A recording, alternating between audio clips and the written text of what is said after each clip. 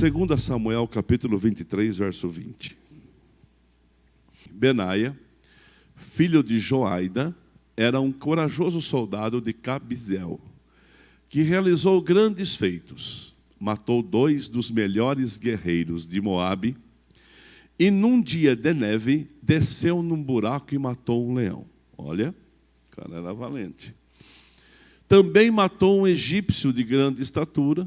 O egípcio tinha na mão uma lança, e Benaia o enfrentou com um cajado, um pedaço de madeira. Arrancou a lança da mão do egípcio e com ela o matou. Pai querido, tua palavra foi lida agora, nos ajude, Senhor. Fala conosco, nos dá uma ideia, uma direção, um caminho. Pai, que o Senhor possa fazer com que o nosso coração não seja incrédulo, mas caia a sua palavra num coração de uma boa semente, uma boa terra, perdão, e essa boa terra, Deus, vai produzir frutos, porque a semente é boa, a palavra é poderosa. Em nome de Jesus, amém. E você pode dar um glória a Deus bem gostoso, e antes de assentar, você vai aplaudir forte o nome de Jesus. Graças a Deus. Pode assentar, meu irmão. Graças a Deus.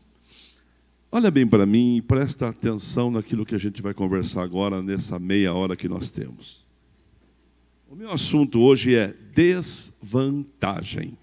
Desvantagem. Você sabe, irmãos, que muitas vezes nós nos encontramos em situações de desvantagem. Quem aqui já ficou em desvantagem com alguma situação? Levanta a sua mão. Já ficou? Tinha mais do lado de lá do que do lado de cá. Não é? No bairro que eu morava, tinha um camarada muito bravo, quando a gente era criança, chamado Paulão Sujeira. Oh, meu Deus do céu. Olha o nome da figura, Paulão Sujeira. Eu não gostava muito de tomar banho, não, mas era metido a valente. E gente metida a valente, eles impõem situações para a gente.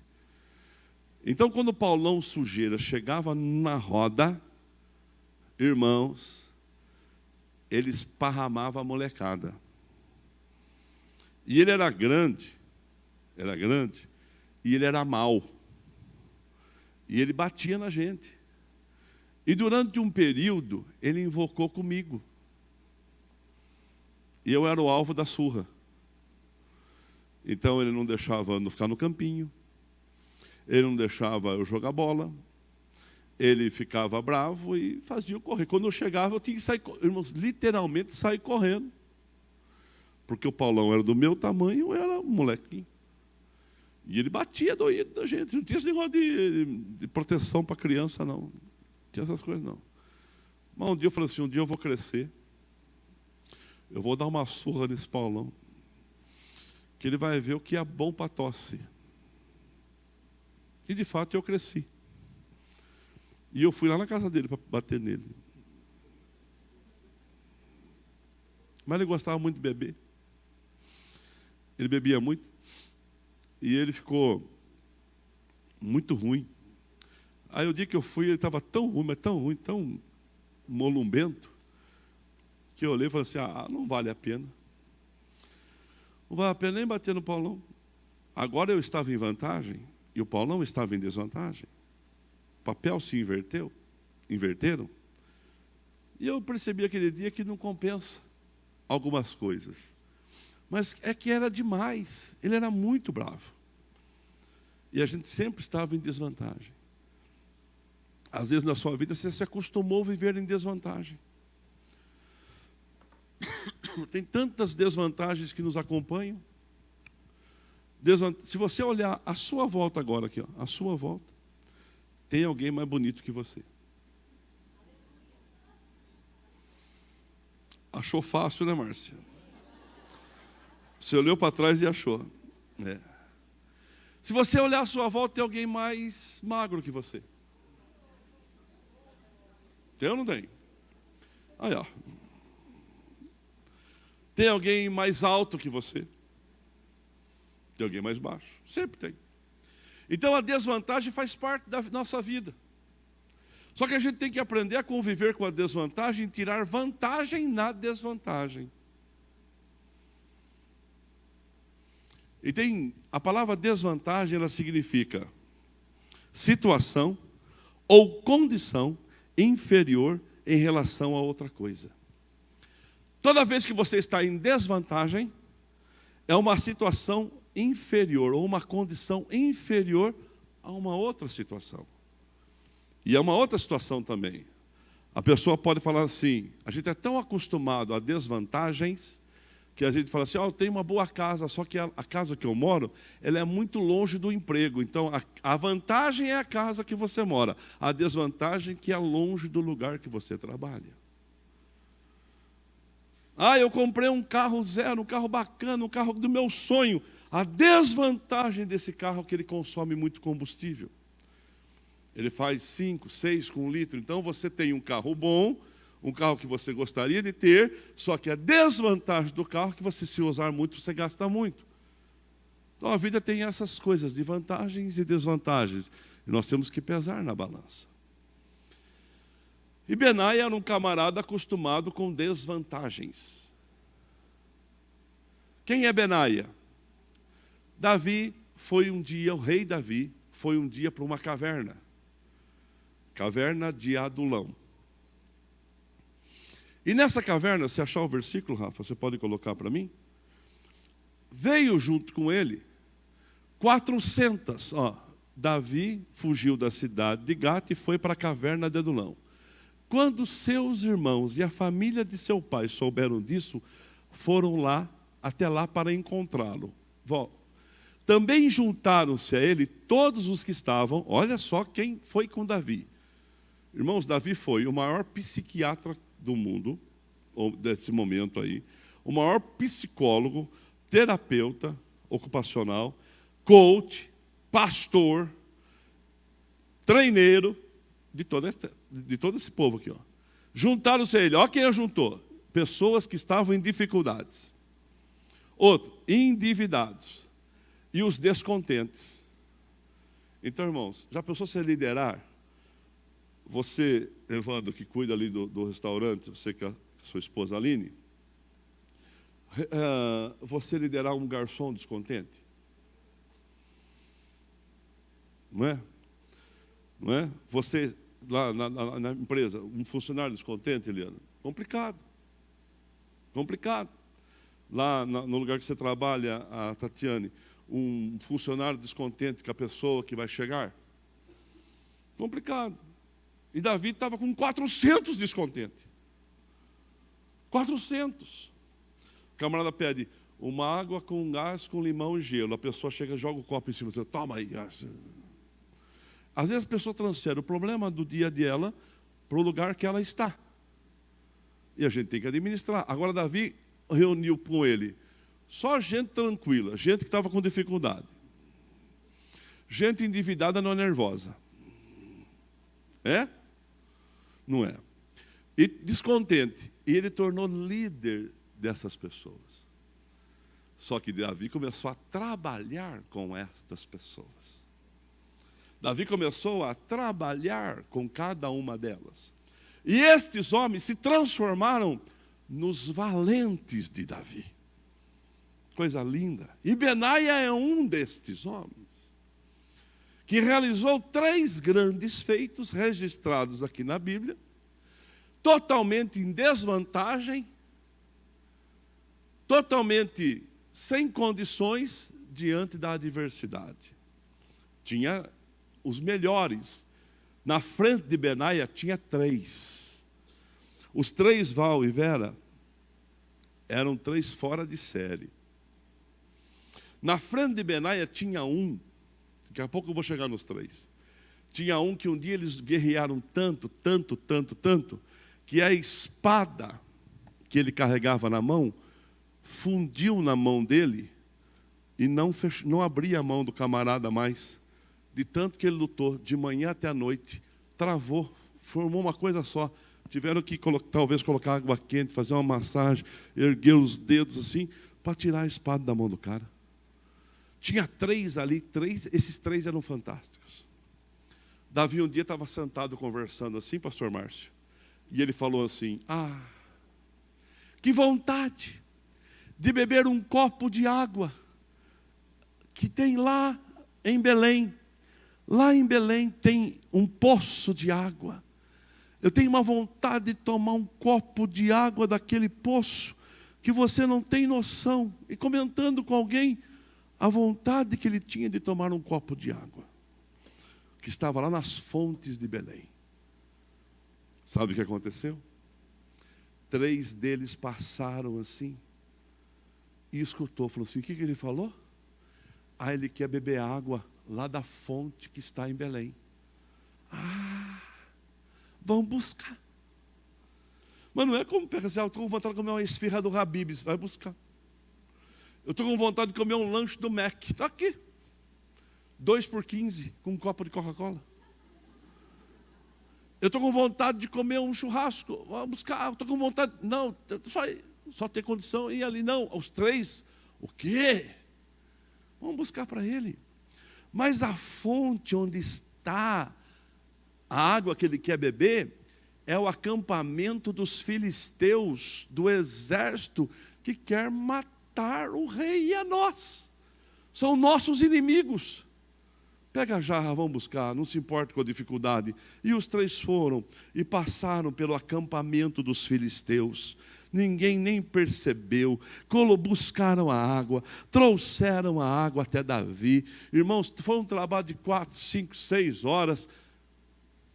Quando chegaram com a água e deram para Davi o copo de água, Davi pega aquele copo de água assim e fala assim, eu beber a água que poderia custar, os versículos estão caminhando aqui, ó, custar a vida dos meus irmãos, Marcelo?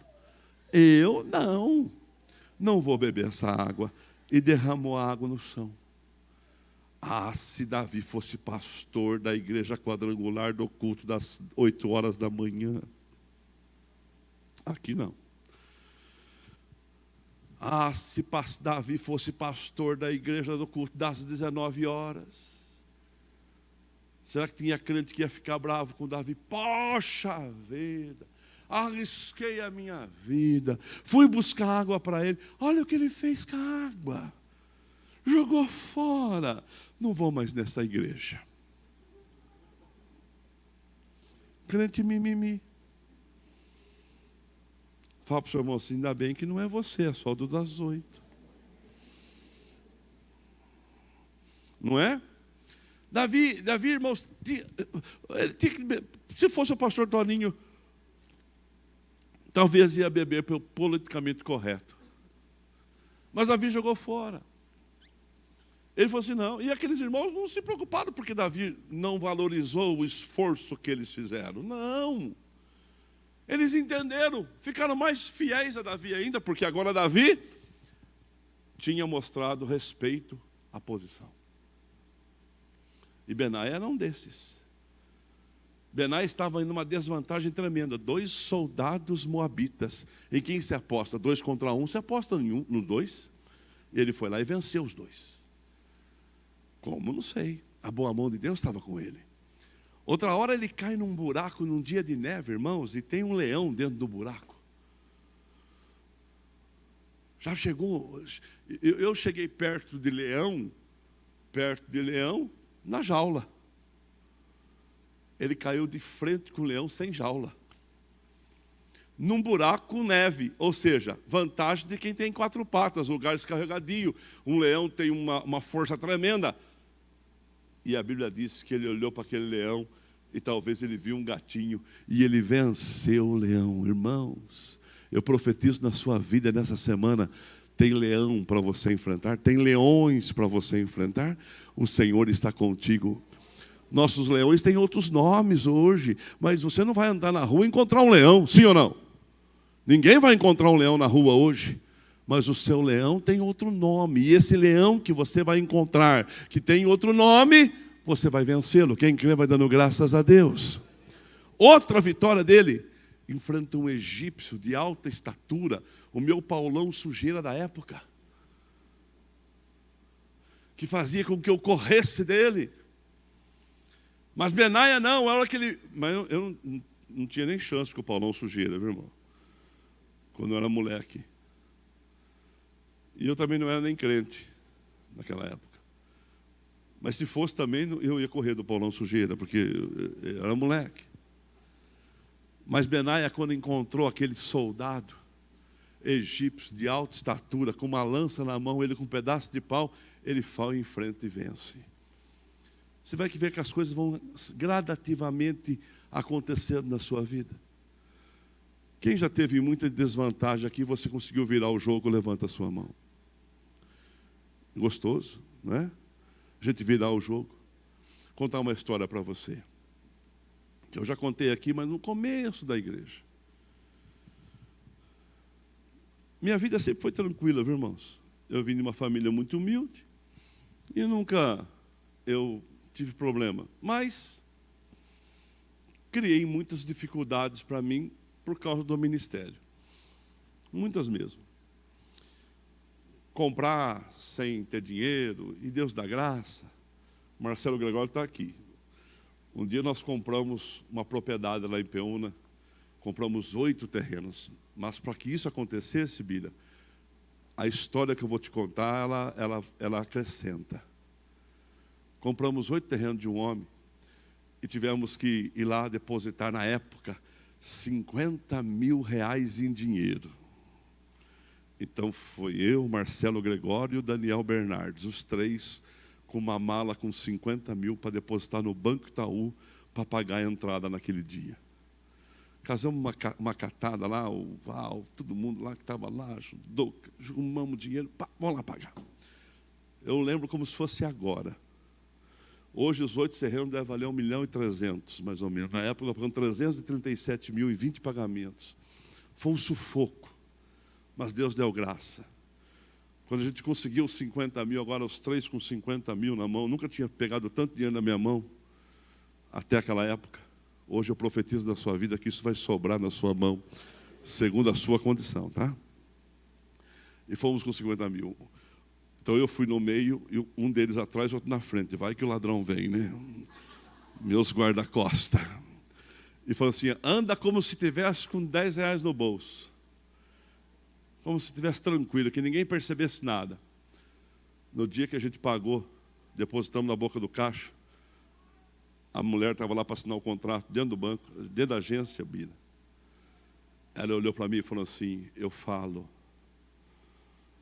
que quem vende perde, mas quem compra ganha. A dona falou, com pesar, com tristeza.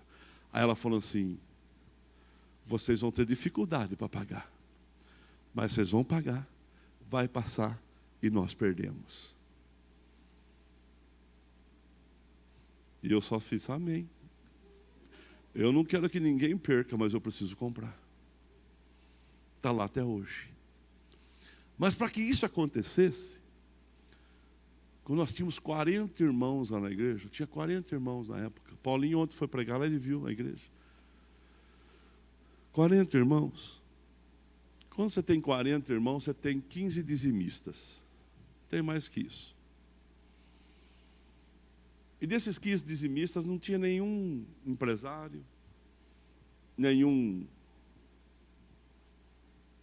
alguém que tinha um dízimo de destaque, mas eram lavradores, eram pessoas diaristas, eram irmãos que trabalhavam no calcário, outro que trabalhava ali na Edra.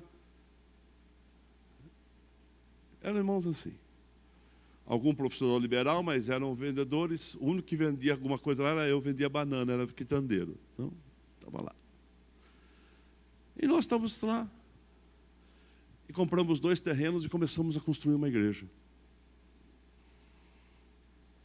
E igreja, para construir, você precisa de comprar areia.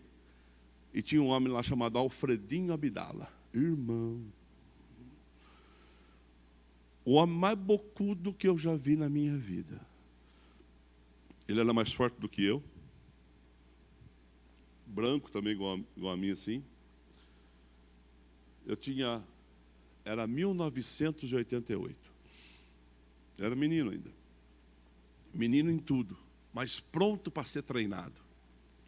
Benaia entrou de um jeito, mas agora transformou num valente. Quando Deus coloca a mão sobre a sua vida, as suas desvantagens passam a ser vantagens. Você crê nisso? E aí, ele vendia areia. E eu comprei dele uma carreta de areia. Eu comprava areia dele toda semana, todo mês, quando precisava para construção. Mesmo tendo um porto de areia na cidade, a gente tinha comprado de carretinha. Não tinha dinheiro. Hoje, 1 metro de areia, se você comprar no depósito, você paga R$80, R$90. Se você comprar direto do porto de areia, você paga 30. Certo, Evandro? Mais ou menos isso? Mais ou menos isso.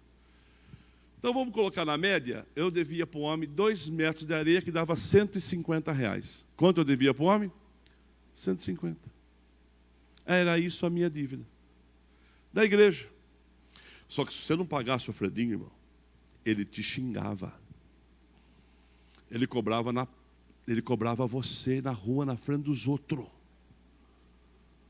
Ele era bocudo. E ele me deu 30 dias para pagar a carretinha de areia. E já estava chegando os 30 dias e eu não tinha R$150. Eu não tinha, a igreja não tinha, os irmãos não tinha para quem pedir. E pior, eu precisava comprar mais areia, porque aquela já tinha acabado e a parede tinha que se levantar. Você fala, mas 150? Eu conheço hoje igrejas que precisam de 150 para pagar a conta de energia, você não vai cortar amanhã. Mas cada um tem que lutar as suas guerras, tem que aprender. Tem que aprender. E aí, e você de vez em quando, quem aqui já contou moeda para pagar o pão? Quem aqui já chegou na padaria e falou assim, dá 5 pães? A hora que você começou a pesar, assim, você viu quanto que deu, você falou, você sabe quanto você tinha, você falou assim, você pode tirar um? Já aconteceu. E se eu perguntar, aconteceu com muitos daqui. E aí, não tinha onde pegar. Em uma cidade pequena, você foge para cá, Eliezer, para cá e para lá, para cá e para lá, e você cai com a pessoa no quarteirão. E não teve jeito. Eu encostei no posto para abastecer. Quem deu uns tapinhas na minha costa? Ah, pastor, faz tempo que eu não te vejo. Eu falei, ai, meu Deus. Ele vai passar vergonha na frente de todo mundo. Falei, Deus, cuida de mim, meu Deus. Oh, meu pai, não compro mais areia. Não constrói mais igreja. Ele falou, não quer comprar mais areia de mim, pastor Toninho? Eu falei assim, quero sim. Estou até precisando. Por isso, irmãos, não antecipa a conversa, deixa as coisas acontecer. Aí eu falei assim, então, eu engasguei, ele falou assim, está o mesmo preço, posso mandar mais 2 metros para o senhor? O senhor é um homem abençoado, viu, pastor? Aí eu já gostei. Aí o meu medo parou. O senhor é um homem abençoado, pastor Toninho. Porque eu estava descarregando areia há 30 dias. Aí o assunto interessou. Parou uma belina cheia de enxoval. E a pessoa perguntou, o pastor está aí? Eu falei assim, o pastor não. E essa areia? Ele já pagou? Eu respondi, ele não pagou, mas ele paga. Ele falou assim, então não precisa pagar, eu vou pagar a areia. Irmão, eu fugi do homem 30 dias que a areia paga.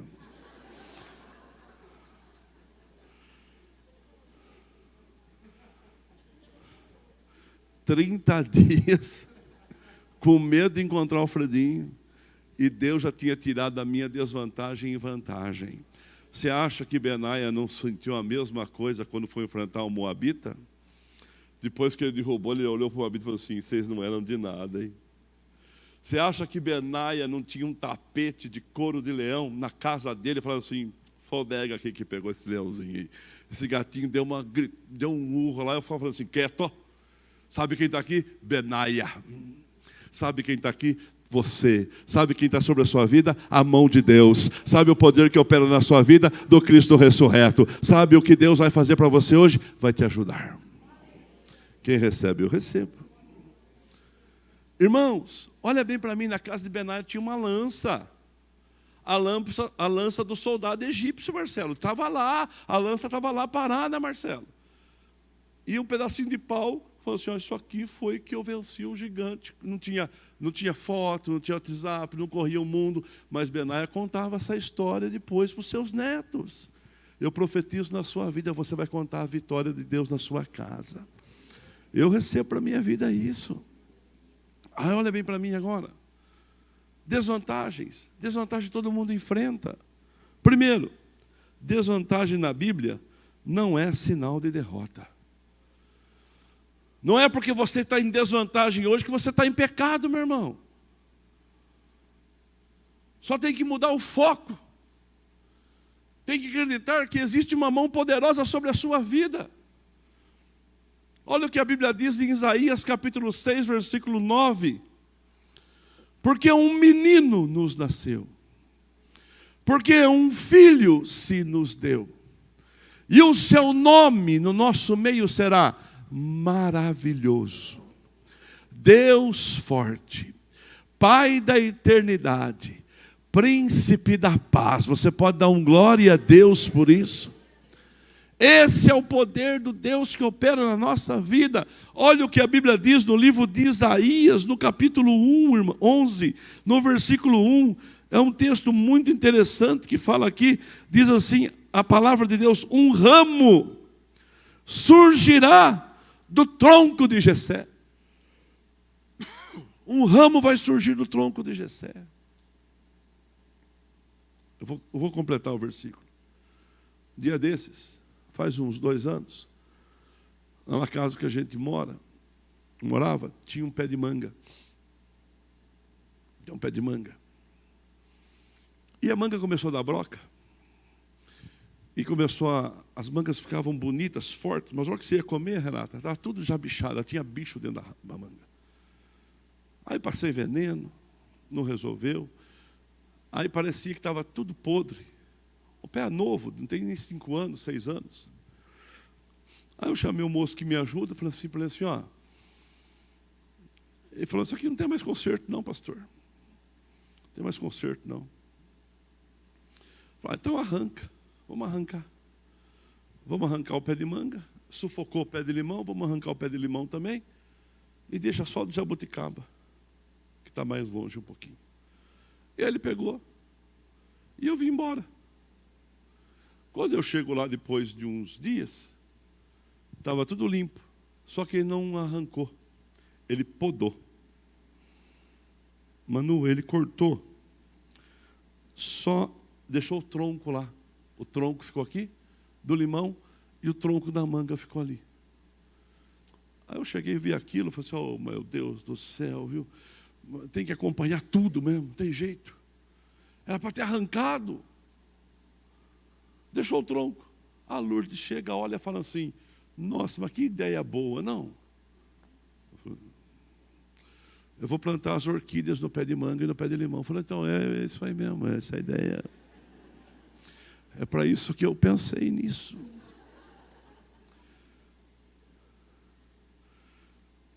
Na verdade foi um erro do rapaz que me ajuda. Só que agora, passado esse período, ela plantou as orquídeas. Mas aquele pé de manga e aquele pé de limão não quer ser cabide de flor. Os brotos começaram a vir de novo. E já estão cheios de brotos de limão e cheio de brotos de manga, e no pé de limão já tem até limãozinho. Ele recusou ser cabide. Eu posso até ficar as orquídeas em mim aqui, só que eu não sou cabide de orquídea. Irmãos, você não é carregador de fardo de ninguém. Você tem vida própria. E ao cheiro das águas, você vai florescer. Você pode dar um graças a Deus por isso. Se você está vai aplaudir, aplauda forte. É isso aí, Bíblia.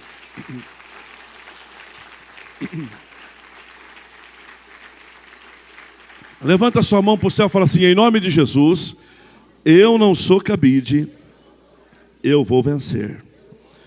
Desvantagem na Bíblia não é sinal de derrota. 2, preciso entender que algumas coisas é com Deus. Tem coisa que não dá para mim. Eu vou precisar do milagre. Eu vou precisar do poder que ressuscitou Cristo na minha vida, sim ou não? Eu vou precisar do milagre. 3, eu preciso entender que o medo não vai sair da minha vida só com uma palavra de autoridade que eu der. Medo, vai embora. Não, não vai. Medo tem que ter atitude. Medo tem que ser confrontado. Medo tem que ser vencido. Todo mundo aqui tem medo de alguma coisa. E Jesus confessou em alta voz, publicamente, o seu medo, em Hebreus capítulo 5, versículo 7. Hebreus 5, 7. Jesus confessa o seu medo, ele diz assim, ó: durante os seus dias de vida na terra, Jesus ofereceu orações e súplicas em alta voz, com lágrimas, àquele que o podia salvar da morte, sendo ouvido por causa da sua reverência, submissão. Nós temos que confessar os nossos medos. Porque o medo é paralisante, medo paralisa pessoas. Medo fala. Medo fala.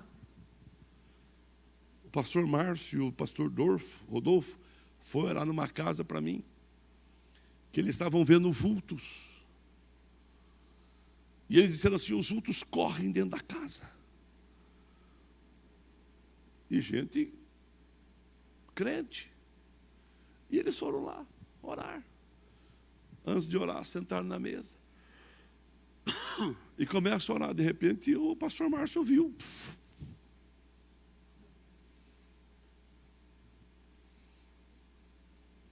Saiu do jardim.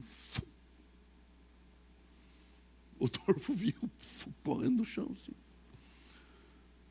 Era um morcego. Um morceguinho que estava dentro da casa. O Batman. Deus não deixa ninguém enganado, irmão. Era um morcego. O morcego tinha entrado na casa. Não, eu já vi também. Não um morcego, mas vi vulto. E já procurei pensando que era morcego, mas não era não. Era o bicho. Mas o bicho está debaixo dos nossos pés em nome de Jesus. Quem crê recebe essa vitória para a sua vida. Não precisa ter medo. Confessa. Creia. Repreenda. O medo, ele paralisa, o medo, ele fala com a gente. Nós temos que vencer os nossos medos, irmãos, senão nós vamos ficar transferindo medo para os nossos filhos com uma intensidade que eles não precisam. E para mim terminar, eu convido você a receber essa bênção. Precisamos assumir riscos. Viu? Tem gente que fala assim: isso não está na Bíblia, mas podia estar. Aqui tipo assim, ó: mais vale um passarinho na mão do que 2 voando. Tem certas coisas que valem os 2 voando, irmão. É os 2 voando, a gente tem que crer nisso, receber isso, viver isso, aceitar isso para a nossa vida, sim. Tem que começar a correr alguns riscos em Deus, porque quando a gente corre riscos em Deus, a mão do Senhor se manifesta na nossa vida. Viu? Vamos aprender a correr os riscos em Deus.